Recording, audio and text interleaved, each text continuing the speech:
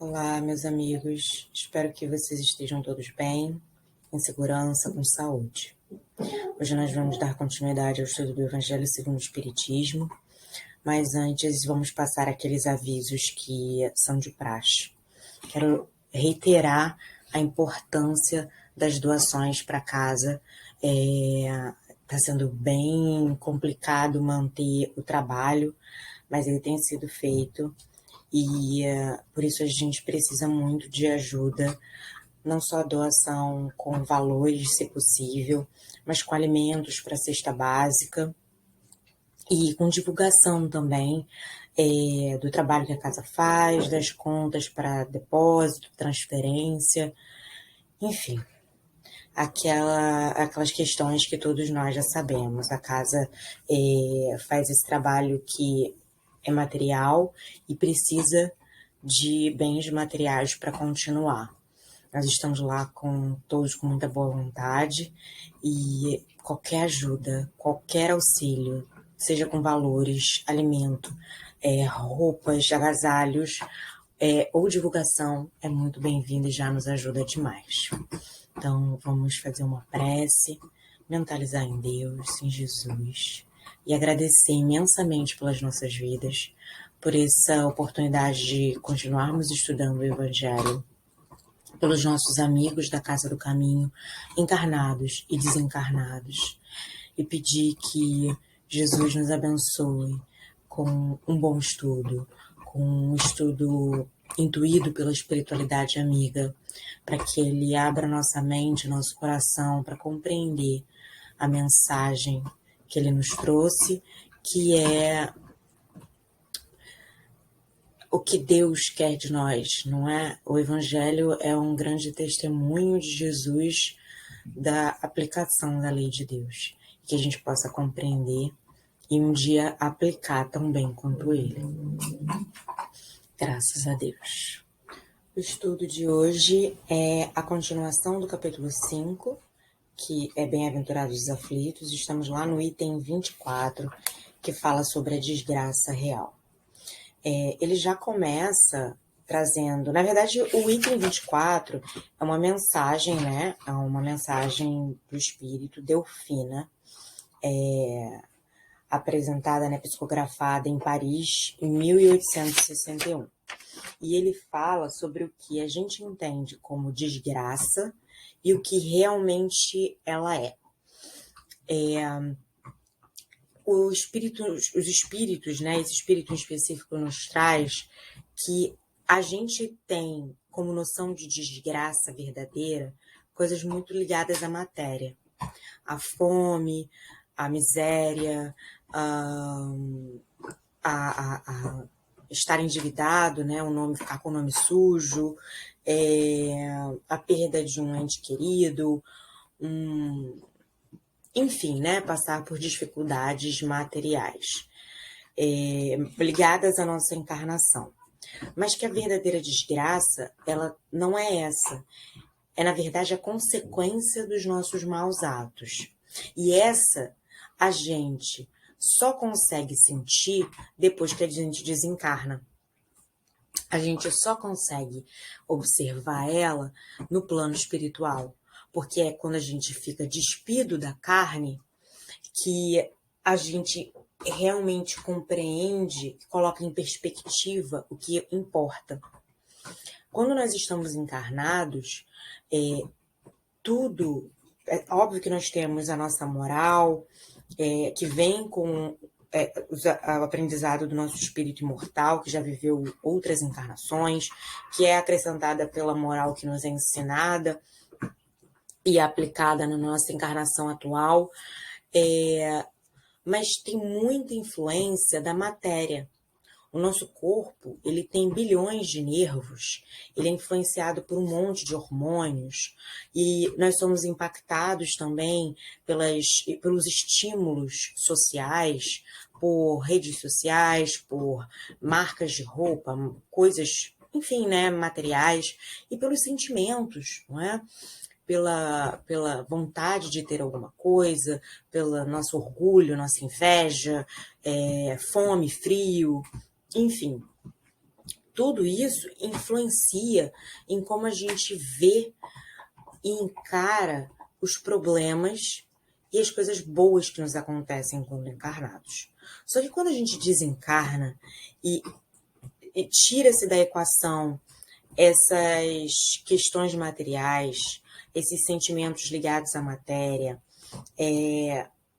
a gente consegue entender que a verdadeira vida é espiritual e que o verdadeiro objetivo é alcançar o reino de Deus, que é espiritual, que é a evolução espiritual, que são os planetas perfeitos, e que é aquele comportamento que retira da gente o peso da culpa.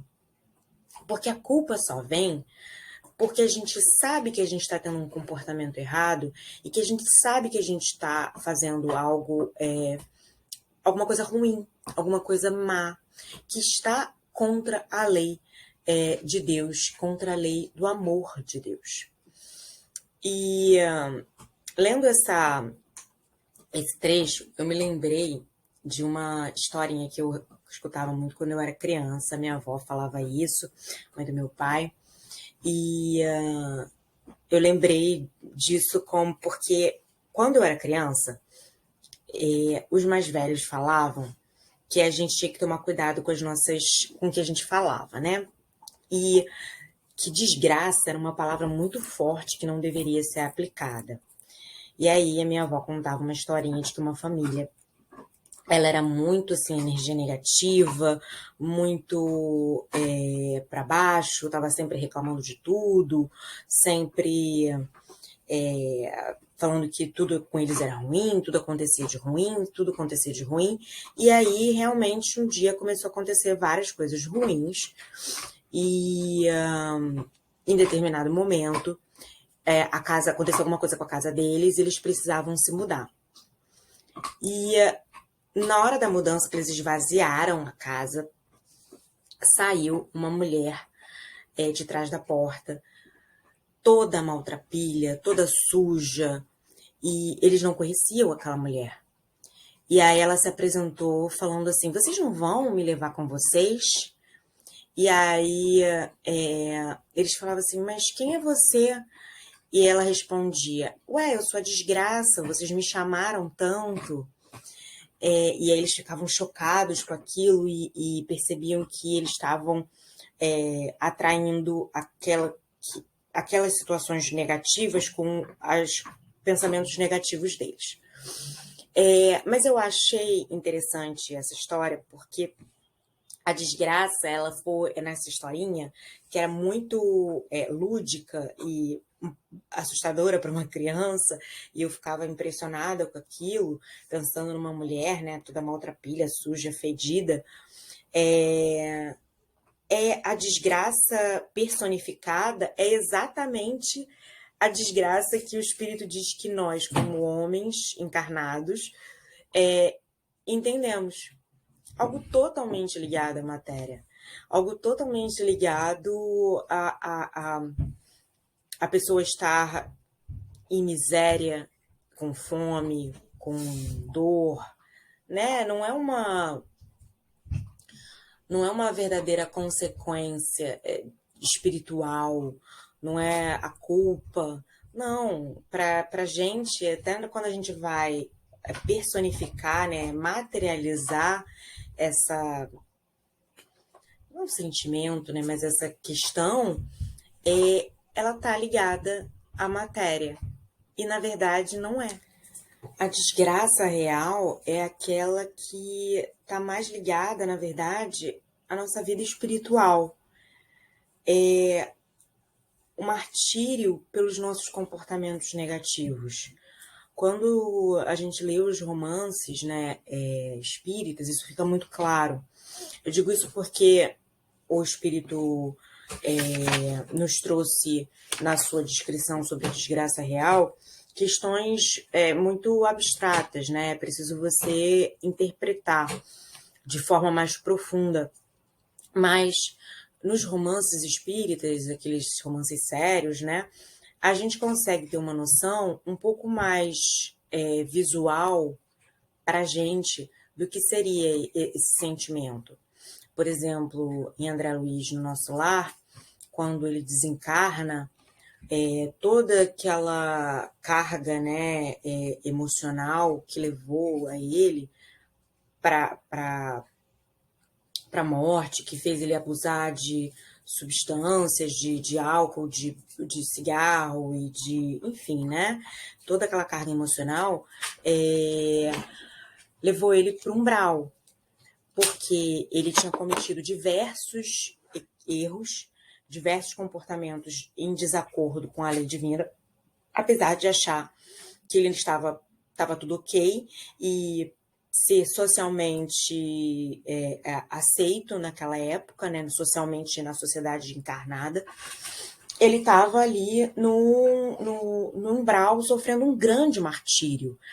Aquele momento ali para ele, em que ele estava sofrendo as consequências dos atos e do comportamento dele, aquilo ali foi uma desgraça real para ele. Pelo menos é assim que eu entendo. Eu li um outro livro também do André Luiz, que fala Entre a Terra e o Céu. É uma coisa assim, depois acho que eu vou ver se eu acho o nome dele.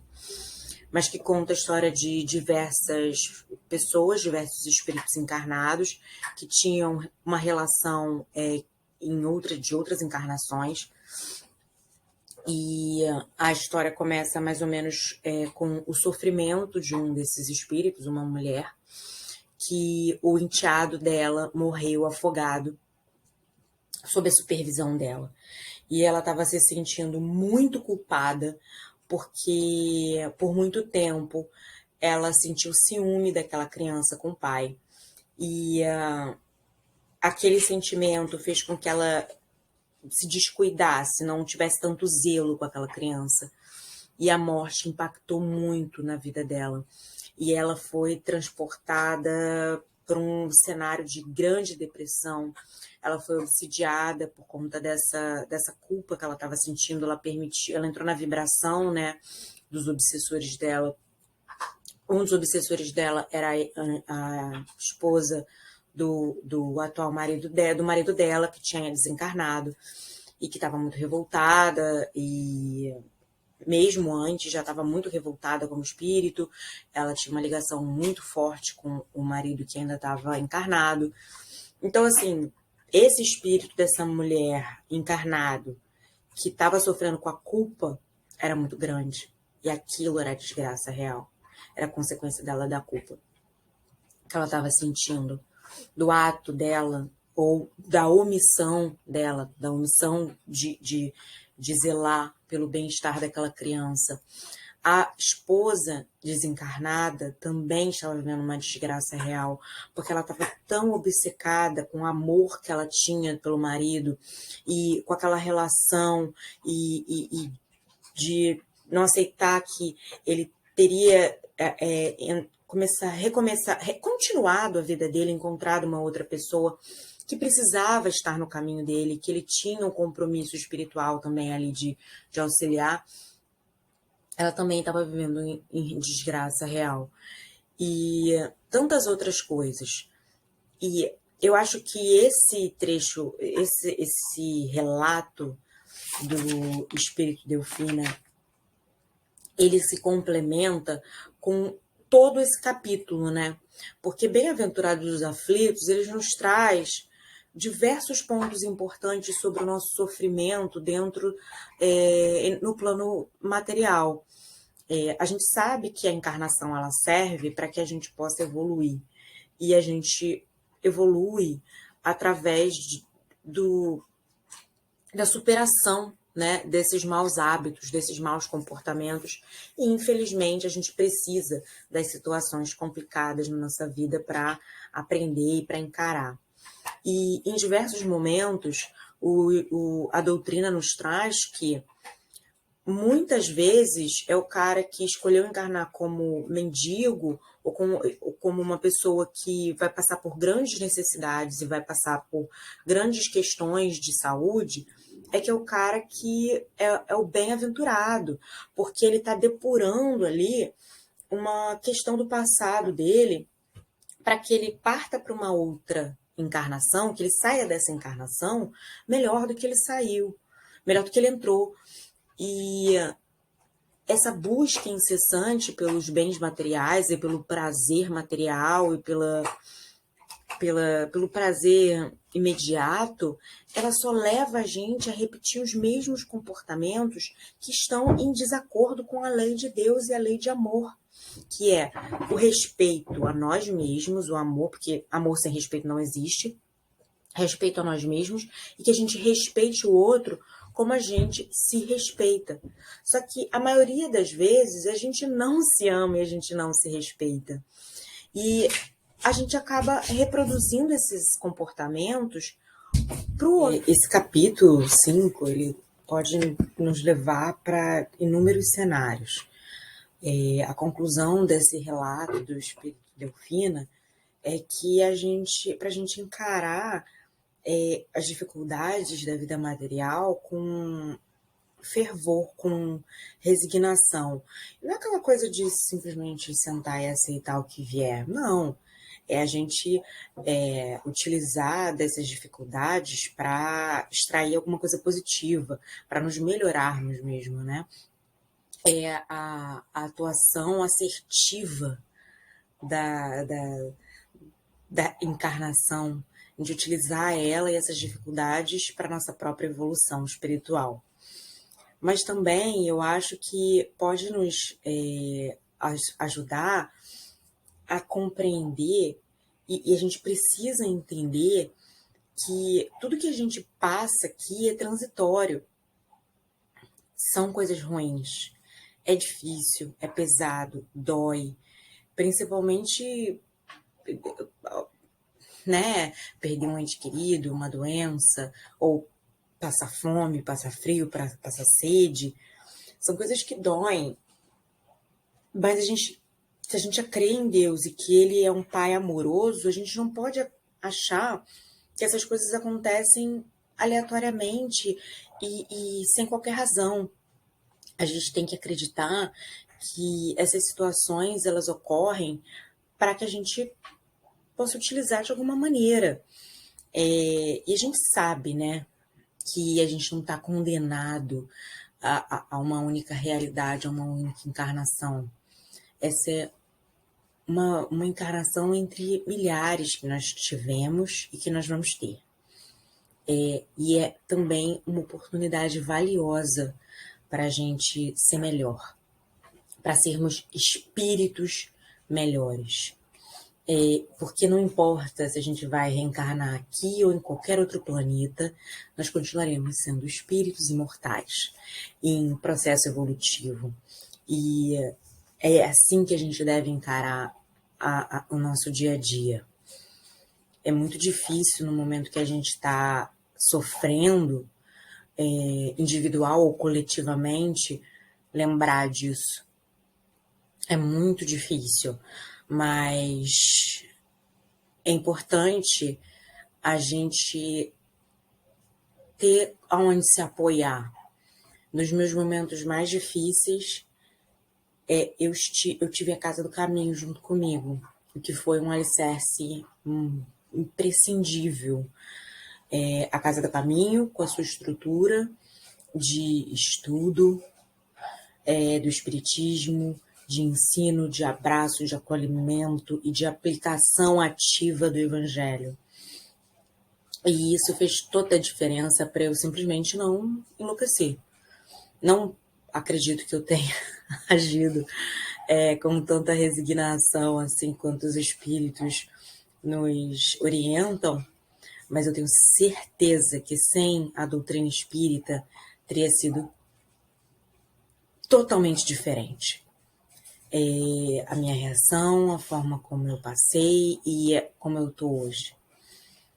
Também não vou dizer que assim, gente, olha, tô maravilhosa, zerada. Não. Mas a gente tá no caminho e eu sei que sem a doutrina espírita, sem o trabalho na casa espírita, eu não estaria como eu estou hoje. E são essas palavras, essa certeza no futuro, no plano espiritual, no plano divino, no reino de Deus, nos planetas felizes, no reencontro com essas pessoas que, nossa, eu amo tanto. E saber que isso aqui é muito transitório e que quando eu desencarnar vai parecer um piscar de olhos, é que me mantém e que me ajuda a continuar. Eu acho que além né, do ensinamento desse capítulo de forma geral e desse relato do item 24, que é forte e é assertivo, né? Que não é aquela coisa suave, mansa, mas é aquele relato assim para botar a gente de volta no nosso lugar e dar uma chacoalhada, ó. Sua noção de desgraça está muito equivocada. Você não sabe o que é isso de verdade. A desgraça é a culpa, é o sentimento de remorso, é saber que você fugiu à lei de Deus e a consequência disso. Não tem absolutamente nada a ver com o plano material. Isso são coisas ruins que estão acontecendo, mas que te servem para um propósito. E isso faz com que a gente põe em perspectiva as coisas e nos ajuda, nos auxilia e ameniza a sensação que a gente tem nesses momentos negativos. Eu acho que é mais ou menos isso que o Espírito quis trazer para a gente. Eu acho que também esse Espírito estava falando com médiuns, algumas pessoas mais esclarecidas, já sabia que a gente já estava se organizando como uma sociedade mais desenvolvida cientificamente, a gente tinha condição de entender algumas coisas mais do que antes, e que a gente era capaz de compreender nesse nível de seriedade a questão do bem-aventurado dos aflitos, das aflições e das dificuldades. E que a gente conseguiria entender a mensagem. A gente ainda está tentando, né? A gente tenta, se esforça, interpreta, mas eu realmente acredito que esse tenha sido o objetivo por trás desse relato do Espírito.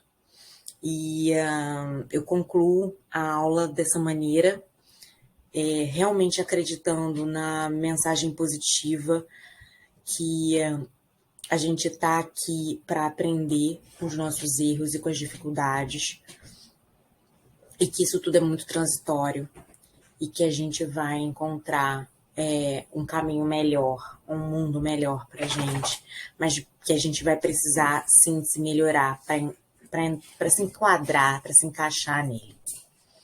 Eu espero que todos vocês fiquem em paz.